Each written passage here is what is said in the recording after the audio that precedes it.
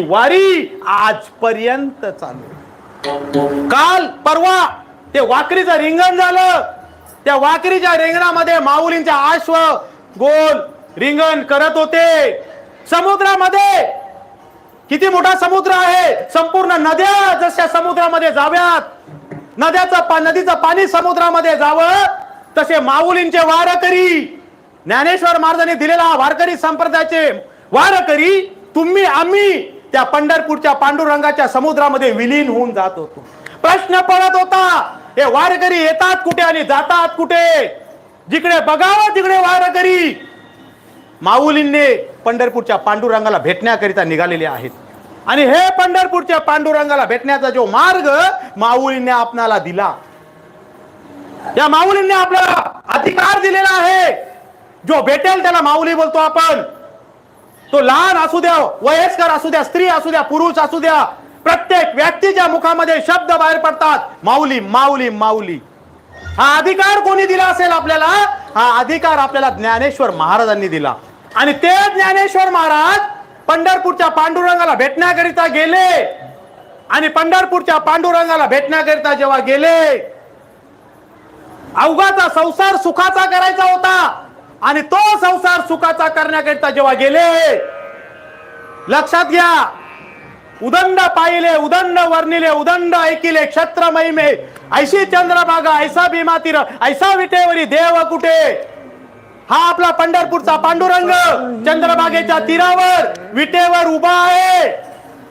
या पंढरपूरच्या पांडुरंगाजवळ त्यांना भेटण्याकरिता माऊली चारही भावंडासोबत गेले। आणि जेव्हा भावंडासोबत गेले, बघा आपण थोड्या वेळाकरिता पंढरपूरला जाणार आहोत, डोळे बंद करून आपण पंढरपूरच्या पांडुरंगाचं नामस्मरण किंवा आपल्या डोळ्यापुढे त्यांना आणणार आहोत। माऊली गेले पंढरपूरच्या पांडुरंगाजवळ गेले, गरुड खांबाजवळ गेले, गरुड खांबाला नमस्कार केला। पंढरपूरच्या पांडुरंग म्हणजे सावले परब्रह्म, ते असलेले पंढरपूरचे पांडुरंग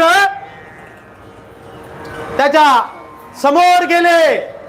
आणि हे पंढरपूरचे पांडुरंग कसे आहेत? आज आषाढी एकादशी आहे, आणि ह्या आषाढी एकादशीच्या दिवशी डोळे बंद करूयात, पंढरपूरच्या पांडुरंगाचं आपण नामस्मरण करणार आहोत।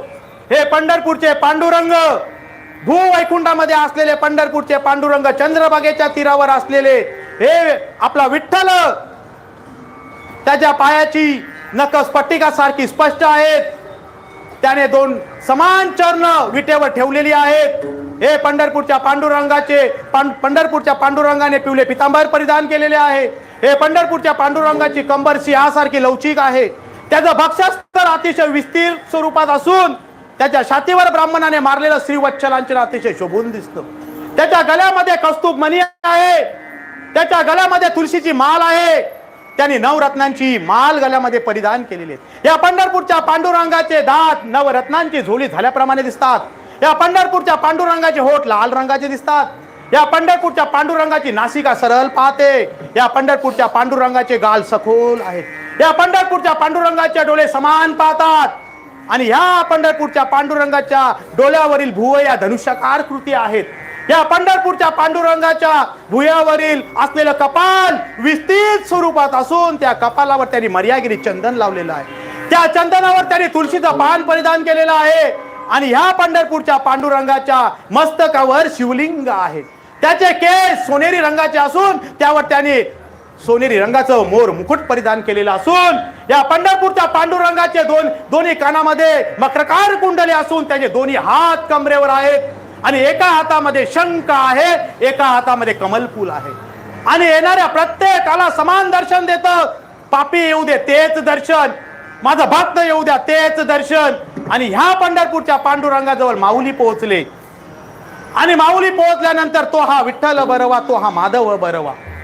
म्हणजे पंढरपूरच्या पांडुरंगाजवळ जेव्हा माऊली पोहोचले, माझ्या जीवीच्या आवडी पंढरपूर नेईन गुडी। त्याच्या मनामध्ये भाव प्रगट झाला, तुझं पाहता सामोरी दृष्टी न पिरे माघारी, माझे चित्त तुझ्या पाया मिठी पडली पंढरी राया। म्हणजे जो चित्त, या चित्ताचा प्रकार आपण बघणारच आहोत। चित्त स्थिर ठेवून देवा तुझे चरण माझ्या हृदयामध्ये स्थिर राहू द्या, असा जो भाव प्रगट झाला